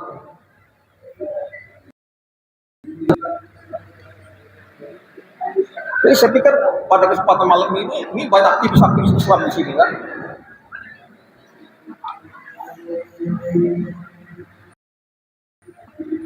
Saya mengimbau ada wadah lah di Sumatera Utara ini untuk bina umat di dalam minoritas. Karena membina umat di dalam minoritas ini nggak populis Ustaz, nggak populis. Orang nggak tertarik.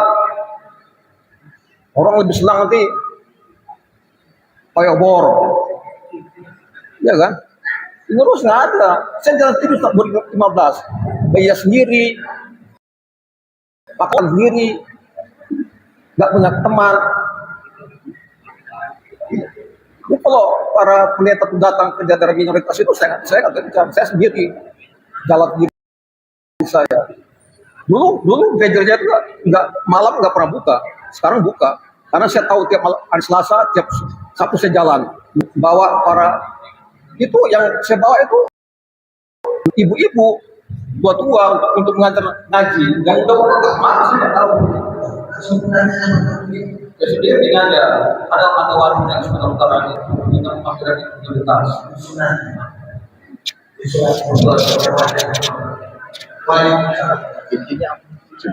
Intinya jelas poinnya beliau sebenarnya kita masing-masing berdakwah dengan akidah kita masing-masing. Dan tidak ada salahnya juga orang menyambut Ramadan dengan oleh obor. Nah, itu juga sehat. Iya.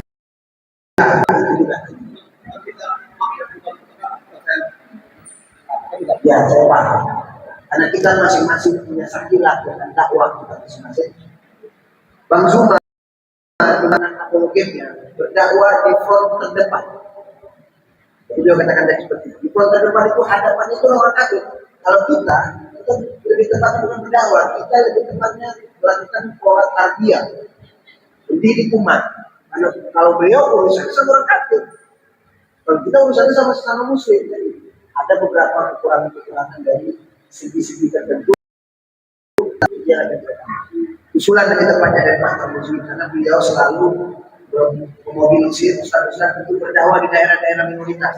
Yang masjid-masjidnya, kantong-kantong muslimnya itu kekurangan dai-dai. Bahkan ada beberapa masjid yang tidak melaksanakan sholat Jumat karena dai nggak ada, khotib nggak ada. Masuk kemarin saya juga pernah kemarin ke pertanyaan baru. Jadi poinnya seperti itu Bang. Harapannya ada wadah. Kalau ada wadah, insya Allah ada wadah. Beliau Bang Alif. Saiful. Bang Saiful, Muhammad Saiful Soleh, Ketua API Sumatera Utara. Jadi mungkin bisa memberikan semacam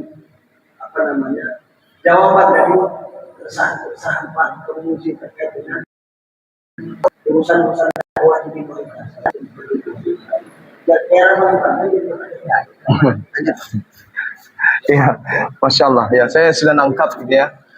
Jadi memang terjadi keadaan itu bukan cuma di sini, Bang. Ada tempat di Sulawesi juga masih minim dai. Bukan karena faktor dai-nya yang tak ada sebenarnya, tapi karena faktor tidak adanya semangat berislam di tempat itu. Tidak ada girohnya. Kenapa tidak ada girohnya? Ya itu tadi, karena dai tidak ada, dai tidak datang karena tidak ada jemaah, jemaah tidak ada datang karena tidak ada dai. Bagaimana solusinya kemudian? Ya memang harus pemerintah ikut serta di sini untuk bagaimana gairah beragama itu muncul di sana. Tapi kita tidak tahu bagaimana ini harus memulainya. Untuk itu kemudian kalau kami dari Apologet Islam yang kami lakukan selama ini adalah bagaimana kemudian seorang yang sudah paham tentang keadaan di sana kita bekali tentang materi kristologi. Karena itu menjadi tempat sasaran empuk bagi mereka untuk melakukan pemurtadan. Itu sudah pasti itu. Sudah pasti. Semakin tidak ada dai dan di situ Islam katanya, maka itu akan menjadi zona merah bagi mereka. Mungkin Bapak sudah melihat bagaimana gerakan mereka kepada umat. Ada yang sakit, kasih bantuan. Ada yang tidak sekolah, kasih beasiswa. Itu gencar itu diadakan. Oleh karena itulah sekali lagi saya katakan, mungkin setelah nanti ke depannya masjid ini bisa menjadi center. Menjadi center, menjadi markas pembekalan materi-materi kristologi kepada saudara-saudara kita di kota Medan ini. Bisa jadi, iya. Kenapa tidak? Masjid ini luas, besar. Sekali-kali kami dari Apologet diundang sini lagi memberikan materi atau evaluasi. Nah, terkait dengan yang Abang alami di sana, ya mungkin tim kita di masjid ini yang akan memberikan solusi nantinya. Mengirim dai-nya, mengutus kemudian mubalik dari sini untuk menyampaikan kemudian risalah keislaman di sana. Itu memang harus diperhatikan itu, Dinda. Harus diperhatikan memang. Karena percuma kita mengajarkan kemudian gerakan-gerakan anti pemurtadan kalau basis-basis yang menjadi sasaran empuk mereka kita tinggal diamkan. Percuma. Yang kami lakukan selama ini alhamdulillah sama seperti yang di Bandung. Bandung ya Kang ya. Yang api memang. Api. Ada perkampungan mu'alaf. Ada masjid. Kita usahakan kita bangun. Banten, Jurunda. Banten. Banten. Ada pesantren kita bentuk di sana supaya anak-anak kita itu bisa kemudian mempelajari Islam. Nah, kalau itu keluhannya nanti boleh kita tukaran kontak melalui ustadz kita. Kalau misalnya kita butuh masjid, kita bangun di sana, insya Allah kami bantu. Kita butuh sekolah, kita usahakan, kita bentuk sekolah supaya anak-anak ada yang bisa mengenyam pendidikan tentang Islam. Bisa Bang, insya Allah. Kami dari Apologet Islam Indonesia, insya Allah bisa bantu kalau dari segi itu. Karena kan media dulu yang harus ada, tempat dulu.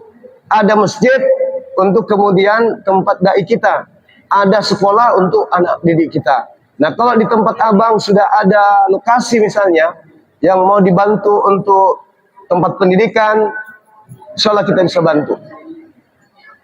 Sekian bantu. Seperti itu bang. Itu mungkin solusi yang bisa kami berikan. Kalau misalnya abang di sana butuh masjid, di sana butuh tempat pendidikan yang formal, insya Allah kita bantu. Kami dari Apologet Islam Indonesia akan berupaya untuk bisa mewujudkan itu. Ya, sekira begitu. Bagaimana netizen? Kita bisa bantu teman-teman kita yang membutuhkan kemudian pengajaran Islam di tempat yang minoritas. Mereka butuh dai, mereka butuh tempat sekolah, mereka butuh masjid. Apakah kita semua sepakat bisa membantu? Bisa. Insya Allah bisa. Netizen mengatakan bisa. Bisa. Itu solusi. Terima kasih banyak para netizen. Saya kira demikian sahabat-sahabat sekalian. Mohon maaf ketika ada kata atau kalimat yang kurang berkenan. Kepada teman-teman saya non-muslim yang mendengarkan kajian ini murni kajian kemudian untuk internal kami. Kalau ada kata-kata yang kurang berkenan, mohon maaf. Yang pastinya ini adalah materi untuk kemudian mengerem laju perkembangan pemurtadan yang terjadi di Indonesia. Agama kami agama syiar, agama Anda juga agama syiar. Sama-sama kita mengajarkan syiar agama kita dengan metode yang kita punya. Jangan saling mengganggu satu sama lain. Saya tutup, subhanakallahumma bihamdi, asyhadu an la ilaha illa anta astaghfiruka wa atubu ilaik. Salam tauhid, salam satu Tuhan. Jayalah Islam kita, jayalah Kota Medan, jayalah Indonesia. Assalamualaikum warahmatullahi wabarakatuh. Takbir! Allahu Akbar! Allahu Akbar! Allahu Akbar!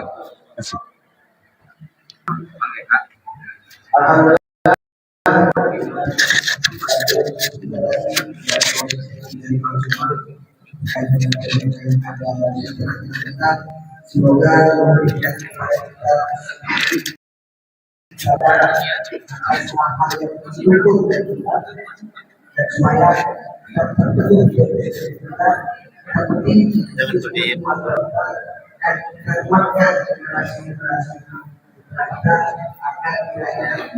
terus bukan kita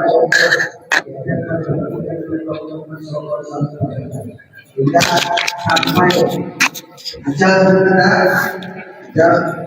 akhir hayat kita tetap Allah. Demikian sudah saya atas segala macam kesilapan dan pengilapan dalam penyelenggaraan majelis. Tadi majelis kita sudah tutup, maka doa para teman sudah berjemaah. Dan akhirnya saya tutup pertemuan kita malam ini. Terima kasih banyak. Dengan sama-sama kita mengucapkan lafaz hamdalah. Alhamdulillahirobbilalamin. Bila bisa dilihat, assalamualaikum warahmatullahi wabarakatuh. Waalaikumsalam. Allahu Akbar. Allahu Akbar.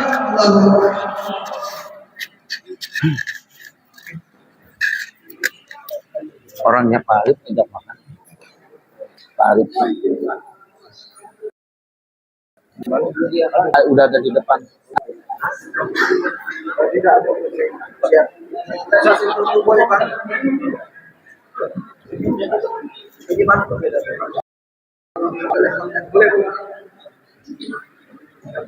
Sesi foto-foto dulu bersama Pennya Guru Najimah.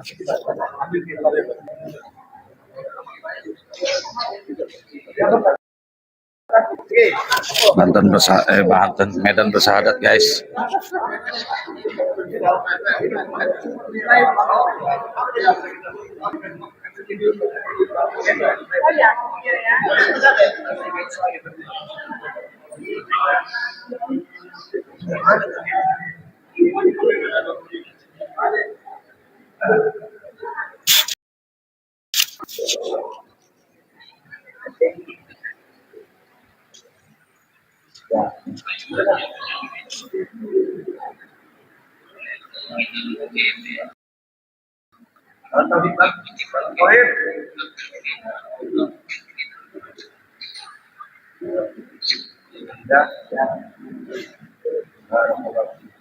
Takbir! Allahu Akbar. Allahu Akbar! Allahu Akbar! Allahu Akbar! Allahu Akbar! Dari ibu-ibu boleh. Ibu-ibu. Oh iya. Yang Ibu-ibu ada Didempet sama laki-laki. ada dikasih kesempatan